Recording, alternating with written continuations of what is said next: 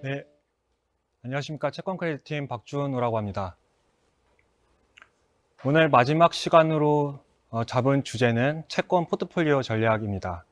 앞서 두 분께서 국내 시장을 중심으로 말씀을 드렸는데, 이제 본론으로 들어가기 앞서서 앞에 두 분의 말씀을 다시 복귀해 보면 저희 팀은 국내 채권 시장을 다소 긍정적으로 보고 있고 해외 채권 시장은 다소 보수적으로 보고 있습니다. 그럼에도 불구하고 미국 채권 시장 내에서 시장을 아웃퍼폼하기 위한 해외 채권 상대가치 전략 세 가지를 말씀을 드리겠습니다. 먼저 첫 번째 전망은 국채 대비 크레딧의 아웃퍼폼입니다. 저희는 미국채 금리가 상승할 것으로 예상을 하는 반면에 기업의 펀더멘털은 양호할 것으로 전망을 하고 있습니다. 두 번째 전망은 크레딧 중에서 투자 등급 대비 투기 등급의 아웃퍼폼입니다. 투자 등급의 경우에는 기업들의 주주 친화적인 정책들이 부담으로 작용할 것으로 보고 있고요. 하일드의 경우에는 에너지 기업의 호조가 긍정적으로 작용할 것으로 보고 있습니다. 이제 마지막 세 번째 전망은 하이힐드 중에서도 저희가 채권과 론으로 구분을 해볼 수가 있는데 론의 아웃퍼폼을 전망합니다. 내년은 연준의 기준금리 인상 기대를 반영하면서 단기금리가 조금 상승할 수 있는 환경으로 판단을 하고 있고요. 이 경우에는 리보 금리에 연동된 론이 하이힐드 채권을 아웃퍼폼할 것으로 전망을 하고 있습니다. 이제 지금 현재 채권 시장을 살펴보면 해외 국채와 크레딧 모두 비싼 상황인데 저희는 그럼에도 포트폴리오 관점에서는 크레딧이 유일한 대안이라고 생각을 하고 있고요. 그 중에서도 론을 권고드리고 있습니다. 그래서 저희가 제목을 T나 대안이 없다. 그렇지만 그 중에서는 론을 좀 관심을 갖게 지켜보자 라는 의미에서 T나 그리고 론이라는 제목을 붙여봤습니다. 그러면 이제 세 가지 전망을 하나씩 살펴보도록 하겠습니다. 먼저 국채보다 크레딧의 아웃퍼폼을 전망하는 이유는 국채의 손실 위험이 굉장히 클 것으로 보기 때문입니다. 연초까지 미국 경기는 분명히 확장 국면에 있을 것이고요. 그리고 지금 현재 시장의 내년 물가 상승률 전망치는 계속 상향되고 있는 모습입니다. 이제 경기 확장 국면 속에서 인플레 압력이 높아지면서 저희는 연초까지 금리가 상승할 수 있다고 보고 있습니다. 물론 이런 물가 상승 압력의 요인들이 일부 공급 측 요인들이 분명히 있기 때문에 저희는 2분기가 들어서면서는 미국 금리의 상승 압력이 다소 잦아들 것으로 전망을 하고 있습니다. 이제 근데 문제는 하반기에도 미국채 금리가 계속 상승할 것으로 저희는 본다는 겁니다. 그 이유는 미국의 테이퍼링이 종료되고 기준금리 인상 기대가 다시 프라이싱 될 수 있다고 보기 때문인데 지난 11월 FOMC에서 연준은 테이퍼링을 발표를 했습니다. 그 월 150억 달러 규모의 자산 규모 축소를 발표를 했는데 이 페이스가 유지된다고 가정을 해보면 이 테이퍼링은 내년 6월이면 마무리가 됩니다. 제가 그 내년 6월 그러면 미국 경제 상황이 어떠할까 지레 짐작을 한번 해보면 제 생각에는 미국 경제가 지금 연준이 기다리는 완전 고용에 조금은 더 근접할 거로 보고요. 또 수요 측 기대 인플레도 더 높아질 것으로 봅니다. 그렇게 되면 기준금리 인상 우려가 다시 한번 하반기에 부각되면서 시장금리가 상승할 수 있다고 보고 있습니다. 또한 오른쪽 그림에서 보듯이 저희가 미국의 물가 상승률 또한 내년 8월 정도면 연준의 장기 평균 목표치에 도달할 수 있을 것으로 보고 있기 때문에 하반기에 국채금리 상승, 즉 국채 손실 위험이 커질 수 있다고 보고 있습니다. 네, 그렇다면 이제 크레딧 환경은 투자하기가 좋은가라고 하면 꼭 그렇지는 않습니다. 미국 IG, 하이힐드, 투자 등급과 투기 등급을 IG와 하이힐드라고 말씀을 드리겠습니다. 이 등급에 관계없이 지금 크레딧의 스프레드가 굉장히 타이트한 것이 사실이라서 사실 더 이상의 업사이드 포텐셜을 기대하기가 굉장히 어렵습니다. 왼쪽 차트를 보시면 제가 하이힐드 스프레드를 장기 시계열로 그린 것인데 지금 장기 평균의 1표준 편차를 하회하는 모습입니다. 다만 이 크레딧 스프레드가 낮다고 해서 꼭 크레딧이 안 좋냐? 그렇지는 않습니다. 이 크레딧 스프레드가 낮게 유지된 경험들이 과거에도 몇 번 있었는데 이 펀더멘털만 좋다고 하면 이 낮은 스프레드가 2에서 3년까지도 유지가 될 수가 있습니다. 이제 중요한 것은 이제 기업의 펀더멘털인데 저는 부도율 관점에서 조금 주목을 하고 있습니다. 이 미국 기업의 부도율이 현재 전체 기업의 3% 정도가 나타나고 있는데 굉장히 낮은 수준입니다. 근데 중요한 거는 지금 기업의 부도율이 낮은가가 중요한 것이 아니고 이 낮은 기업의 부도율이 내년까지도 이어질 수 있는가라는 질문에 대답을 할 수가 있어야 되는데 저는 그게 충분히 가능하다고 봅니다. 이 오른쪽 그림을 보시면은 제가 미국 DSR이라는 지표와 미국 기업의 부도율을 함께 그려놨는데 이 미국 DSR이라는 것은 기업을 포함한 민간의 부채 부담을 나타낸 것입니다. 이제 부채 부담이라고 하면 저희가 차입을 하게 되면 이제 원금도 갚아야 되고 이자도 내야 되는데 그 두 부분을 모두 고려한 지표라고 보시면 되고 이게 높을수록 경제 주체들의 부채 부담이 높다라고 보시면 됩니다. 근데 이 DSR 지표가 미국 기업의 부도율을 굉장히 잘 설명하는데 오른쪽 그림에서 보듯이 이 미국 DSR 지표는 미국 기업 부도율의 7개 분기 정도를 선행을 합니다. 근데 1분기 아니면 올해 상반기까지의 데이터를 보면 이 미국 DSR 지표가 계속 하락하는 모습을 보고 있는데 이런 점을 근거로 해서 저는 내년까지도 미국 기업 부도율이 낮게 유지될 수 있다고 보고 있습니다. 그 뜻은 미국 크레딧 스프레드가 확대폭이 크지 않을 것이고 그렇기 때문에 이자 수익을 바탕으로 국채보다 아웃퍼폼할 것이라고 보고 있습니다. 네, 두 번째 제가 말씀드린 전망은 크레딧 중에서 RG보다 하이힐드가 아웃퍼폼할 것이라는 전망이었는데 먼저 IG의 취약성에 대해서 제가 말씀을 드리겠습니다. 두 가지를 말씀드릴 건데 미국 IG의 경우에는 지금 국채금리에 굉장히 민감한 상태입니다. 저희가 국채금리의 민감도를 듀레이션이라고 표현을 하는데 왼쪽 그림의 짙은 선이 미국 IG의 듀레이션입니다. 최근 몇 년 동안 빠르게 7년에서 9년까지 상승하는 모습을 보였는데 만약 저희의 국채금리 전망이 시나리오대로 간다면 그러니까 국채금리가 연준의 기준금리 인상을 반영해서 조금 상승한다고 하면 IG 같은 경우에는 그 국채금리의 상승을 온전히 손실로 받을 수밖에 없는 그런 상황입니다. 근데 한 가지 크레딧 관점에서 더 중요한 것은 기업의 재무 활동입니다. 내년이 되면 앞서서 미국 주식 쪽에서도 말씀을 드렸지만 기업의 실적이 분명히 더 좋아질 겁니다. 그리고 코로나로부터 회복을 하면서 기업 활동이 정상 궤도에 더 오르게 될 텐데 그렇게 되면 나타나는 특징이 우량 기업들을 중심으로 주주 친화적인 정책들이 나오게 됩니다. 그 주주 친화적인 정책들은 대표적으로 자사주 매입, 배당 확대, 그리고 M&A 등이 있는데 이제 오른쪽 그림에 제가 그린 차트는 미국 IG 기업들이 M&A를 목적으로 채권을 얼마나 발행하고 있는가를 보이는 지표인데 마지막 끝에 10월을 보시면은 그 비중이 30%에 가까운 모습을 보이는 것을 아실 수가 있고 제가 봤을 때 2022년에는 경기가 더욱 회복하면서 이런 주주 친화적인 정책들이 나올 것 같습니다.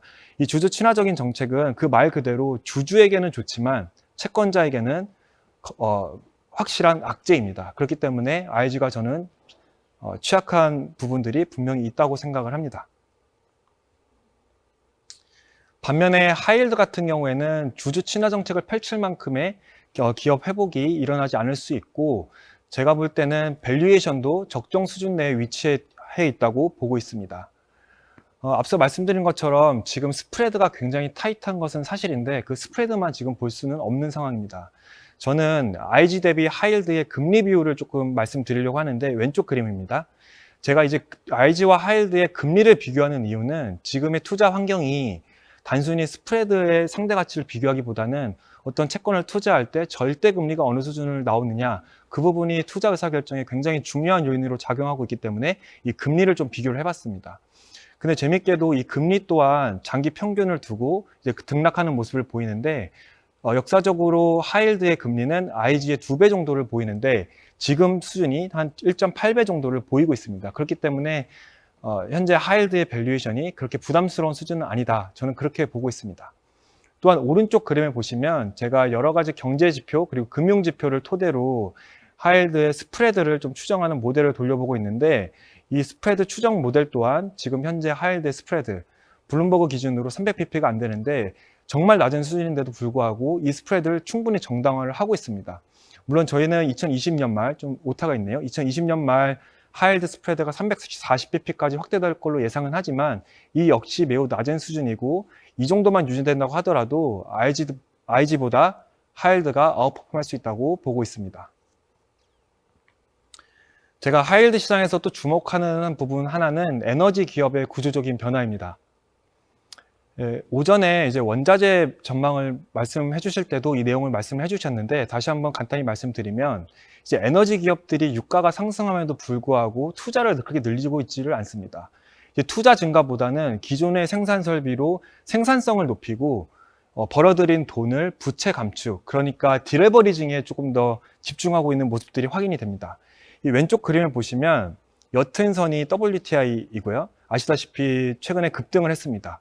그리고 짙은 선이 미국 원유가스 채굴 기업들의 시추기 개수를 뜻하는데, 과거에 보시면 이 유가에 따라서 시추기를 확 늘렸다 줄였다 하는 모습들이 나타나는데 최근에는 시추기가 빠르게 늘어나지 않고 있죠. 그러니까 이 뜻은 뭐냐면은 이 에너지 기업들이 갖고 있는 시추기에서 생산도를 높이고 벌어들인 돈을 부채를 상환하는 데 쓰는 것이지 과거처럼 공격적인 설비 투자를 늘리지 않고 있다라는 뜻입니다. 이 오른쪽 차트가 정말 재밌는 차트인데 제가 하이힐드 스프레드와 하이힐드 중에서 에너지 섹터의 스프레드를 같이 그려봤습니다. 제가 가운데 선을 하나 그렸는데 2014년 그리고 2014년 전후로 큰 구조적인 변화가 나타나는데 바로 2014년부터 에너지 기업의 스프레드가 투기 등급 스프레드보다 훨씬 높은 모습들이 관찰이 됩니다. 이때 어떤 구조적인 변화가 있었느냐? 바로 셰일 기업이 그 중심에 있었습니다.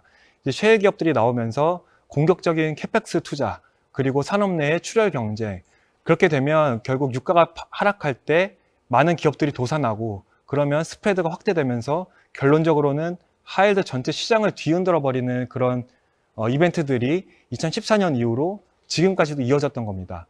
근데 이게 2022년부터는 조금 달라질 수 있다고 봅니다. 아까 말씀드린 대로 이 에너지 기업들이 출혈 경쟁보다는 효율성 증가와 디레버리징에 집중을 하고 있기 때문입니다. 저는 지금 에너지 기업이 좋은 이유를 단순히 4분기 그리고 내년 초까지 이어질 유가 상승 때문으로 보는 것이 아니라 그걸 넘어서서 어떤 구조적인 변화가 채권자 입장에서 굉장히 좋은 환경으로 이어지고 있다, 그렇게 보고 있습니다. 그래서 이제 결론적으로 크레딧 중에서는 RG보다 투기 등급을 선호한다는 결론을 말씀을 드리겠습니다. 네, 마지막은 저희가 투기 등급 중에서도 회사채와 대출, 그러니까 론으로 좀 구분을 해볼 수가 있습니다. 이 론이라는 상품은 최근에 시장이 급격히 성장해서 사실 하이힐드 회사채와 시장 규모가 거의 비슷한 수준에 이르러서 굉장히 좋은 투자 대안으로 각광을 받고 있습니다. 근데 저는 내년에 투기 등급 중에서 회사채 대비 론이 아웃퍼폼할 것으로 전망을 합니다.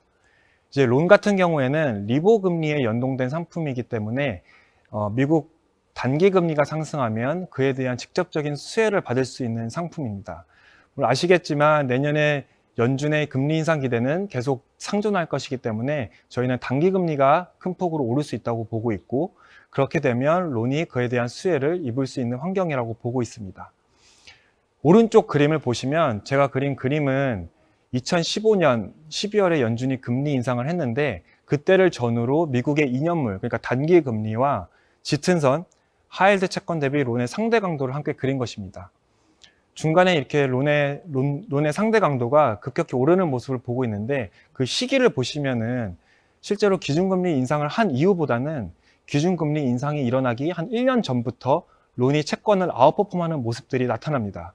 그 말인 즉슨 론이 아웃퍼폼하는 환경은 실제 기준금리 인상보다도 기준금리 인상이 반영되기 시작하는, 그러니까 지금 시장 환경으로 봤을 때는 내년에 이어질 수 있는 환경이라고 저희는 보고 있어서 저희는 2015년과 같은 환경이 내년에 이어질 것으로 보고 론을 추천을 드립니다. 근데 단순히 단기 금리가 오른다고 해서 론을 살 수 없는 이유는 결국 가격 메리트를 또 저희가 봐야 되기 때문입니다. 환경이 좋다고 해도 가격이 비싸면 투자 메리트가 떨어지는 것인데 지금 론의 스프레드 매력도가 굉장히 높은 수준임을 말씀드리려고 합니다. 이제 론은 리보 플러스 스프레드로 구성이 되는 상품이고 하이힐드 회사채는 국고채 금리 플러스 스프레드로 구성이 되는 상품입니다. 둘 다 스프레드 상품이기 때문에 그 양 스프레드를 이렇게 비교를 해보면 아래와 같은 그림이 나옵니다. 이제 아래 그림은 론의 스프레드에서 회사채의 스프레드를 차감한 값이기 때문에 이 짙은색 선이 올라갈수록 론의 스프레드 매력도가 높다고 보시면 됩니다. 이 론과 회사채의 스프레드 갭도 결국 장기 평균을 두고 등락을 보이는데 지금 현재 론의 스프레드 상태는 과거 10년을 놓고 봤을 때 굉장히 매력도가 높은 상태다. 그렇기 때문에 론은 지금 단기금리가 오르는 환경에서 펀더멘털 측면도 좋지만 가격적인 측면에서도 굉장히 좋다. 그렇게 보고 있습니다. 제가 마지막으로 투기 등급 중에서 회사채보다 론을 선호하는 이유는 결국 변동성과 분산 효과까지 고려를 했기 때문입니다. 이제 론은 기본적으로 회사채보다는 변동성이 낮은 상품인데 그 낮은 변동성이 두드러질 때는 경기 침체기가 아니라 경기 확장 국면에서 간헐적인 조정이 나올 때입니다. 근데 그 간헐적인 조정이라는 거는 대부분 긴축 우려가 불거질 때, 경기가 좋아서 나타나는 긴축 우려가 불거질 때 간헐적인 조정이 나타납니다.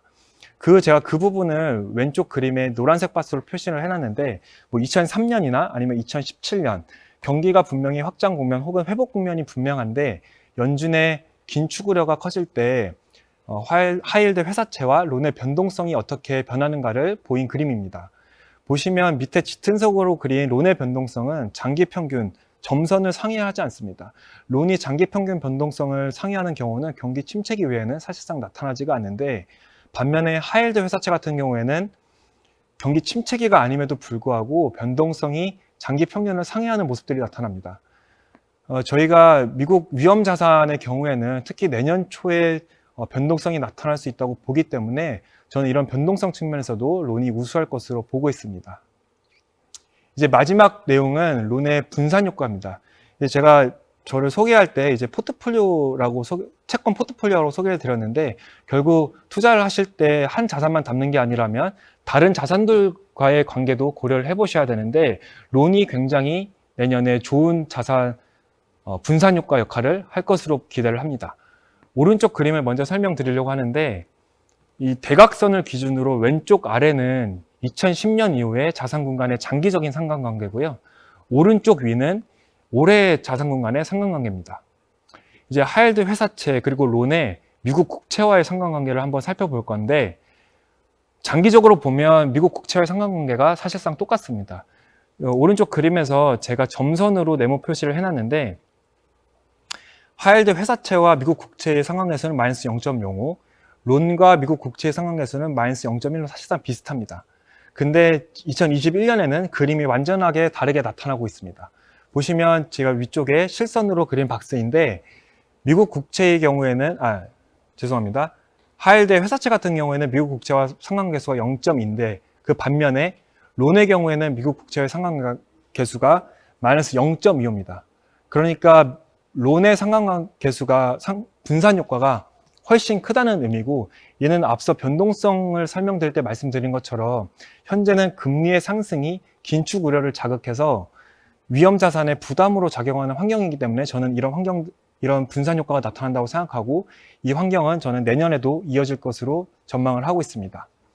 제가 지금까지 말씀드린 내용을 한 줄로 정리를 하자면 저는 미국 시장 같은 경우에는 미국 국채보다 크레딧이 아웃퍼폼할 것으로 전망하고요. 크레딧 중에서는 투자 등급보다는 투기 등급의 스프레드가 여전히 매력도가 높다. 그리고 투기 등급 중에서는 내년 변동성 등을 고려했을 때 그리고 단기금리 상승을 고려했을 때 회사채보다 론이 아웃퍼폼할 것이라는 전망이었습니다. 네, 지금까지 경청해 주셔서 감사합니다.